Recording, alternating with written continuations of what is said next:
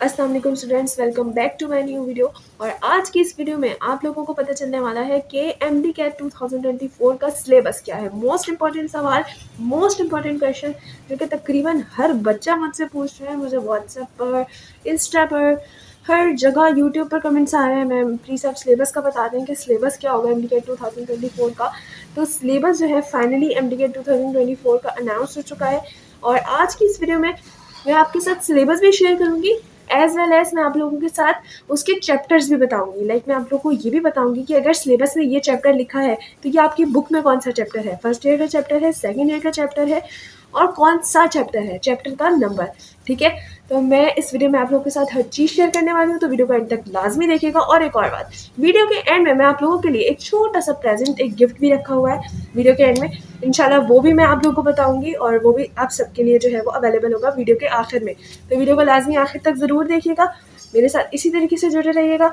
और चैनल को सबसे पहले तो सब्सक्राइब कर दें, बेल आइकन को लाजमी क्लिक किया करें ताकि मेरी हर नई आने वाली नोटिफिकेशन, हर नई आने वाली वीडियो आप लोगों के पास लाजमी तौर पर पहुंच जाए। ठीक है, तो आए चलते हैं वीडियो की तरफ और वीडियो को स्टार्ट करते हैं।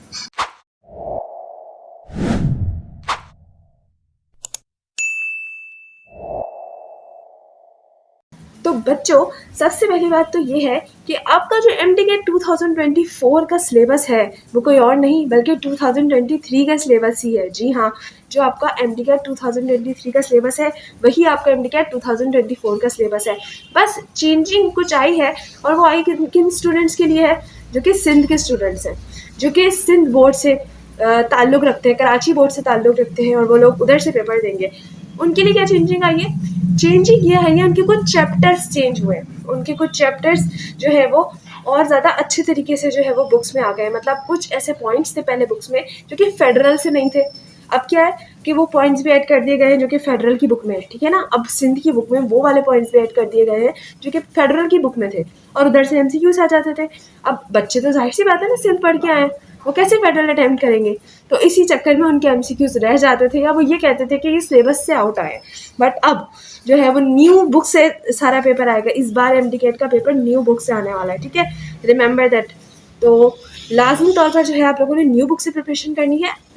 पुरानी बुक को भी एक बार अच्छे से रीड कर लीजिएगा, वो भी बेटर है। इस पर भी मैंने एक वीडियो बनाई है, उसका लिंक भी मैंने डिस्क्रिप्शन में डाला हुआ है कि आपने कौन सी बुक्स को फॉलो करना है, किस तरीके से जो है अपने एमडी कैट को आगे लेकर जाना है। तो वो वीडियो भी आप लोग लाजमी देखिएगा, उससे भी आप लोगों की बहुत ज़्यादा मेंटोरिंग होगी। ठीक है, तो जी स्टार्ट करते हैं सिलेबस के बारे में, और सिलेबस के बारे में थोड़ा सा डिस्कस करते हैं। और एक चीज़ याद करवाती चलूँ वीडियो के आखिर में कि आप लोग के लिए छोटा सा प्रेजेंट है, लाजमी वो देख कर जाएगा और वो लेके जाएगा। सही है, तो हम लोग स्टार्ट करते हैं वीडियो को। अच्छा देखिए, सबसे पहले हमारे पास आता है बायोलॉजी का पोर्शन, जो कि सारे एमडी कैट स्टूडेंट्स का फेवरेट पोर्शन होता है, ऑब्वियस सी बात है। तो हम लोग पहले उसको थोड़ा सा देखते हैं। ठीक है, अच्छा तो ये साइड पे आप लोग को शो हो रहा होगा बायोलॉजी का पूरा हमारे पास जो एमसीक्यूज है वो सारे आप लोगों को शो हो रहे होंगे। तो हम लोग उसको थोड़ा सा पहले देख लेते हैं। ठीक है, थोड़े मैं पहले चैप्टर्स को डिस्कस कर लूँ, उसके बाद मैं आप लोग को वेटेज और एक और सीक्रेट बात भी बताऊंगी एमडी कैट के हवाले से कि आप लोग किस तरीके से एमडी कैट में 85% अबव ला सकते हैं। ठीक है, वो भी इसी सिलेबस के अंदर ही लिखा हुआ है, वो सारी चीज़ें, वो भी मैं आप लोग के साथ जो है वो एक लाइन है, वो भी मैं आप लोग के साथ शेयर करूँगी इंशाल्लाह। ठीक है, तो बायोलॉजी का जो आपको पहला चैप्टर है वो है ए सेल्यूलर लाइफ। ठीक है, और ये आपके पास फर्स्ट ईयर चैप्टर नंबर 5 है।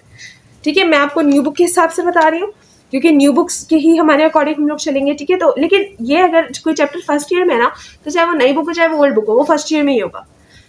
फर्स्ट ईयर का चैप्टर नंबर 5 है ए सेल्यूलर लाइफ। ठीक है, फिर हमारे पास फर्स्ट ईयर का चैप्टर 4 है बायो एनर्जेटिक। उसके बाद बायो में जो हमारे पास थर्ड चैप्टर इंपॉर्टेंट है वो है बायोलॉजिकल मोल। ठीक है, बायोलॉजिकल मॉलिक्यूल जो हमारे पास चैप्टर है। उसके बाद बायोलॉजी में थर्ड चैप्टर है बायोलॉजिकल मॉलिक्यूल, जो कि हमारे पास फर्स्ट ईयर में पहला ही चैप्टर है बायोलॉजिकल मॉलिक्यूल, और बहुत डिटेल्ड, बहुत बड़ा चैप्टर है। तो ये चैप्टर बहुत मोस्ट इंपॉर्टेंट चैप्टर है बायोलॉजिकल मॉलिक्यूल। बहुत सारे क्वेश्चन जो है वो इसी चैप्टर में से बनकर आते हैं। फिर उसके बाद हमारे पास है सेल स्ट्रक्चर एंड फंक्शन। ठीक है, ये हमारे पास जो है वो सेकेंड ईयर का चैप्टर है और थर्ड चैप्टर है।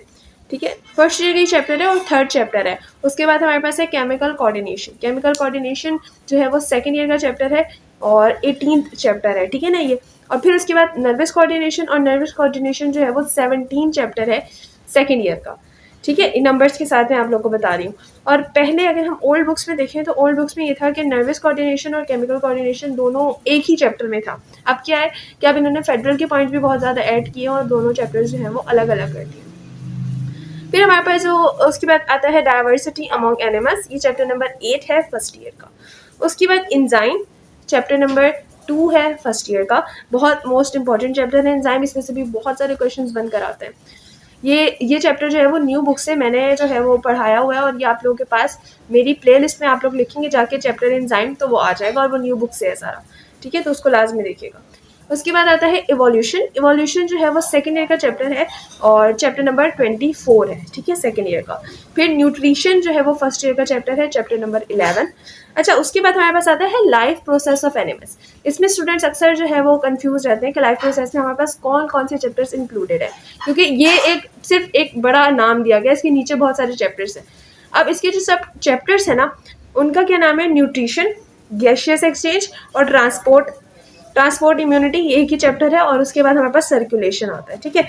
अब ये कौन कौन से चैप्टर हैं जो मैंने पहला बताया, न्यूट्रिशन, ये जो है वो हमारे पास 11th चैप्टर है फर्स्ट ईयर का। उसके बाद गैसियस एक्सचेंज जो है वो 14th चैप्टर है फर्स्ट ईयर का। इसी तरीके से ट्रांसपोर्ट और न्यूट्रिशन ये एक चैप्टर है। ट्रांसपोर्ट और इम्यूनिटी जो है वो 13th चैप्टर है फर्स्ट ईयर का। और इसी तरीके से सर्कुलेशन जो है वो 12th चैप्टर है फर्स्ट ईयर का, ठीक है। फिर हमारे पास आता है प्रोकैरियोट्स। अब प्रोकैरियोट्स जो है वो 6th चैप्टर है हमारे पास, फर्स्ट ईयर की बुक में से है। और फिर रिप्रोडक्शन जो है वो 2nd चैप्टर है और वो जो है वो सेकेंड ईयर की बुक का 20th चैप्टर है, ठीक है, जो लास्ट हमारे पास बिल्कुल लास्ट सीरीज में है। उसके बाद जो है हमारे पास सपोर्ट एंड मूवमेंट 16 चैप्टर है और सेकेंड ईयर की बुक से है, ठीक है। इसी तरीके से इनहेरिटेंस जो कि 23rd चैप्टर है सेकेंड ईयर की बुक से। इनहेरिटेंस चैप्टर भी बहुत ज़्यादा इंपॉर्टेंट है। लास्ट में थोड़ा सा मैं आप लोगों को जो वो ये भी गाइड करूँगी कि हमारे पास कौन कौन से चैप्टर्स हाई यील्ड वाले हैं जो आप लोगों ने पहले कंप्लीट कर लेना है, फिर उसके बाद आप जो है वो कम वाले चैप्टर्स भी साथ साथ जो है वो कंप्लीट करते रहें, ठीक है। अब केमिस्ट्री पर आ जाते हैं। केमिस्ट्री का पहला चैप्टर हमारे पास है इंट्रोडक्शन, जिसको अब हम लोगों ने न्यू बुक के थ्रू स्टिचियोमेट्री का नाम दे दिया, ठीक है। पहले हमारे पास वो था ना, इंट्रोडक्शन टू इनऑर्गेनिक केमिस्ट्री, तो इनऑर्गेनिक केमिस्ट्री को हटा के जस्ट स्टिचियोमेट्री का नाम दे दिया। वो चैप्टर नंबर फर्स्ट है सेकेंड ईयर का, फर्स्ट ईयर का चैप्टर नंबर फर्स्ट है। फिर हमारे पास आता है एटॉमिक स्ट्रक्चर। एटॉमिक स्ट्रक्चर जो है वो चैप्टर नंबर 2 है फर्स्ट ईयर का। फिर गैस, लिक्विड और सॉलिड, ये लाइन से चैप्टर नंबर 4, 5 और 6 है फर्स्ट ईयर के। उसके बाद आता है केमिकल इक्विलिब्रियम, ये चैप्टर नंबर फर्स्ट है, ठीक है। चैप्टर नंबर 7 है फर्स्ट ईयर का। इसी तरीके से रिएक्शन काइनेटिक्स, जिसको अब न्यू बुक में केमिकल काइनेटिक्स का नाम दिया गया, और ये जो है वो चैप्टर नंबर 9 है फर्स्ट ईयर का। फिर हमारे पास आता है थर्मोकेमिस्ट्री। थर्मोकेमिस्ट्री जो है वो चैप्टर नंबर 11 है और ये भी जो हमारे पास है फर्स्ट ईयर की बुक में से ही दिया गया, ठीक है। उसके बाद हम लोग आते हैं इलेक्ट्रोकेमिस्ट्री पर। इलेक्ट्रोकेमिस्ट्री जो है वो 12th चैप्टर है फर्स्ट ईयर का। फिर आता है केमिकल बॉन्डिंग। अब इस केमिकल बॉन्डिंग को पुरानी बुक में केमिकल बॉन्डिंग का नाम दिया गया था और ये जो सिलेबस है ये ओल्ड बुक के हिसाब से जो है वो बना हुआ है, लेकिन फॉलो हमने यही करना है 2024 में। तो क्या होगा कि अब केमिकल बॉन्डिंग को हमने नाम दे दिया थ्योरी ऑफ कोवेलेंट बॉन्ड, ठीक है। चैप्टर नंबर जो है वो ये 3 है फर्स्ट ईयर का। फिर अब हमारे पास है S&P ब्लॉक एलिमेंट, ठीक है, जिसको अब हम लोग रिप्रेजेंटेटिव एलिमेंट का नाम देते हैं, जो कि सेकेंड ईयर की न्यू बुक आई है, उसमें हम लोगों ने नाम दिया रिप्रेजेंटेटिव एलिमेंट, जिसको हम पहले S&P ब्लॉक पढ़ा करते थे, ठीक है। और वो फर्स्ट चैप्टर है सेकेंड ईयर की बुक का, मोस्ट इंपॉर्टेंट चैप्टर है। उसमें सारे ग्रुप ट्रेंड्स लिखे हुए हैं कि आयोनाइजेशन एनर्जी के बारे में कहाँ ज़्यादा होगी, अलॉन्ग द पीरियड या डाउन द ग्रुप। इसी तरीके से बहुत ज़्यादा हमें जो है वो वहाँ पे बहुत ज़्यादा जो है वो ट्रेंड्स दिए हुए, तो वो बहुत इंपॉर्टेंट चैप्टर है, उसको बिल्कुल भी स्किप नहीं करना। फिर हमारे पास आता है ट्रांजिशन, ठीक है, ट्रांजिशन एलिमेंट, लेकिन जिसको हम लोग आउटर ट्रांजिशन एलिमेंट का नाम देते हैं, जो कि हमारे पास चैप्टर नंबर 2 है सेकेंडरी का। इसमें भी काफ़ी ज़्यादा जो है वो ग्रुप ट्रेंड्स हैं, तो ये दोनों चैप्टर मोस्ट इंपॉर्टेंट है केमिस्ट्री के हिसाब से, लाजमी तौर पर इनको जो है वो कवर कीजिएगा।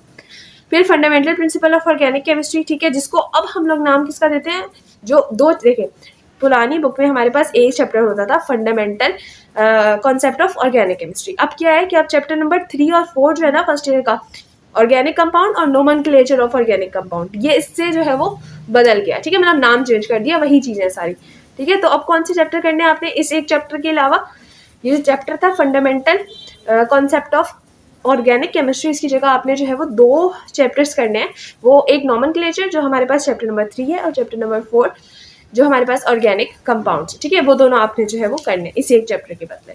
फिर हमारे पास आता है हाइड्रोकार्बन। हाइड्रोकार्बन चैप्टर नंबर 5 है सेकेंड ईयर का, बहुत इंपॉर्टेंट चैप्टर है ये भी। उसके बाद आता है अल्काइल हैलाइड जो कि चैप्टर नंबर 6 है सेकेंड ईयर का। फिर एल्कोहल और फिनॉल चैप्टर नंबर 7 है सेकेंड ईयर का। फिर aldehyde and ketone chapter number 8 है सेकेंड ईयर का। फिर कार्बोक्सिलिक एसिड चैप्टर नंबर 4 है ये सेकेंड ईयर का। और उसके बाद हमारे पास आता है चैप्टर नंबर 9 है। फिर हमारे पास आता है मैक्रोमोलिक्यूल, ठीक है, सिलेबस के हिसाब से। लेकिन अब मैक्रोमोलिक्यूल को हम लोग किसका नाम देते हैं? बायोकेमिस्ट्री का, ठीक है। न्यू बुक के हिसाब से मैक्रोमोलिक्यूल को बायोकेमिस्ट्री का नाम किया जाता है।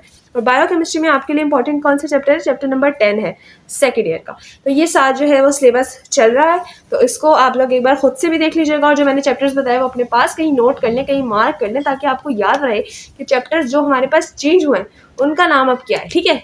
तो ये आप लोग के लिए जो है वो ईजी रहेगा, आसानी रहेगी, ठीक है। अब हम लोग चढ़ते हैं जी फिजिक्स के सिलेबस की तरफ, और फिजिक्स के लिए सिलेबस को थोड़ा सा डिस्कस कर लेते हैं जल्दी जल्दी से। पहला चैप्टर हमारे पास फोर्स एंड मोशन का है, ठीक है। ये सब फिजिक्स की हमारे पास पुरानी ही बुक रहेगी, इस साल भी फिजिक्स की बुक जो है वो पुरानी ही रहेगी, ठीक है। तो इसमें टेंशन नहीं लीजिएगा, सिर्फ केमिस्ट्री और बायोलॉजी जो है वो न्यू बुक से आएगा, तो इसकी बुक्स पुरानी ही रहेगी। Force and motion, work energy, rotation and circular motion, waves, thermodynamics, electrostatics, current electricity, electromagnetism और इलेक्ट्रोमैग्नेटिक इंडक्शन, इलेक्ट्रॉनिक्स और dawn of modern physics, atomic spectra, nuclear physics, ठीक है। अब थोड़ा थोड़ा चैप्टर्स में आप लोगों को बता देती हूँ सेकेंड ईयर के। इलेक्ट्रोमैग्नेटिज्म जो है वो 14 चैप्टर है सेकेंड ईयर का। इलेक्ट्रॉनिक्स 16 चैप्टर है सेकेंड ईयर का। Dawn of modern physics 17th chapter है सेकेंड ईयर का। और इस तरीके से एटॉमिक स्पेक्ट्रा जो है वो 18th चैप्टर है सेकेंड ईयर का। और न्यूक्लियर फिजिक्स भी जो है वो, न्यूक्लियर फिजिक्स को अब हमने 2 चैप्टर्स में तोड़ दिया, चैप्टर नंबर 19 और चैप्टर नंबर 20 है, जो कि सेकेंड ईयर के चैप्टर्स है। तो इसको भी आप लोग कर लीजिएगा, ठीक है, अच्छे से। तो ये हमारे पास जो था वो फिजिक्स का सिलेबस था, जिसको हमने जल्दी जल्दी से डिस्कस कर लिया। अब हम लोग चलते हैं कि हमारा जो सिलेबस है उसकी वेटेज क्या होगी, ठीक है। वेटेज के बारे में हम थोड़ा सा पढ़ते हैं, कौन कितने एमसीक्यूज किधर से बनकर आएंगे, कितने एमसीक्यूज किधर से बनकर आएंगे, ताकि हमें पता हो कि हमने ज़्यादा टाइम कहाँ लगाना है, ठीक है।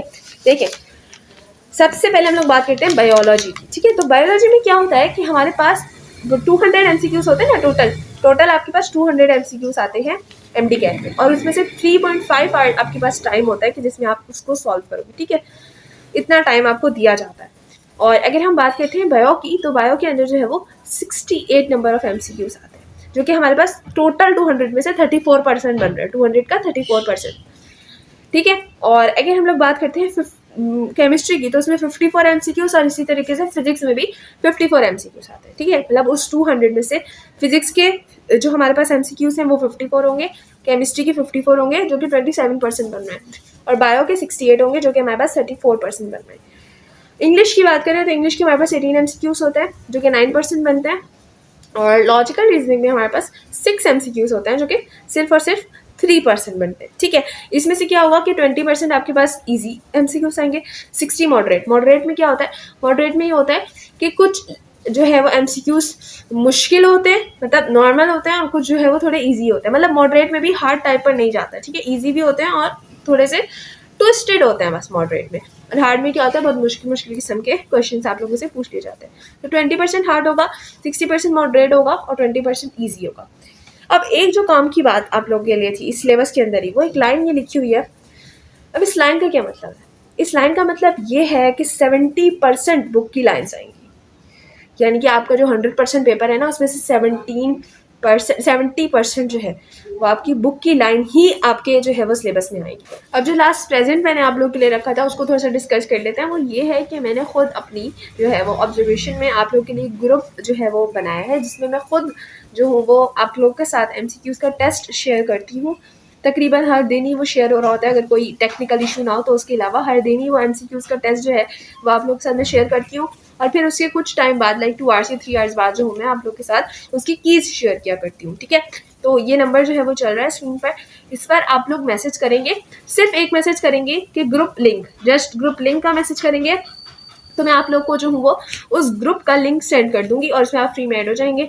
और उस ग्रुप में फ्री में आप लोग के साथ MCQs डिस्कस किए जाएंगे। पूरा एक टॉपिक आपको बताया जाएगा सुबह के टाइम, लाइक सुबह जितने बजे भी 12 से पहले तक आप लोगों को टॉपिक बताया जाएगा कि इस टॉपिक पर आज एमसीक्यू डिस्कस होंगे, और फिर 9 से 12 बजे तक रात को आप लोग के पास टाइम होगा। मैं आपको वो पीडीएफ पूरा सेंड करूँगी, और फिर आप लोग जो है वो इस पर एमसीक्यूज़ को सॉल्व करेंगे। सॉल्व करने के बाद अपना नंबर जो है, जितने भी आपके मार्क्स आए हैं, लाइक 30 आउट ऑफ जितने भी आपके मार्क्स होंगे, वो आप मुझे सेंड करेंगे कि इतने हमारे जो है वो मार्क्स आए हैं, और फिर मैं ग्रुप में अनाउंस करूँगी कि आज किसकी क्या पोजीशन आई। ठीक है, फर्स्ट, सेकंड और थर्ड पोजीशन जो है वो अनाउंस की जाएंगी।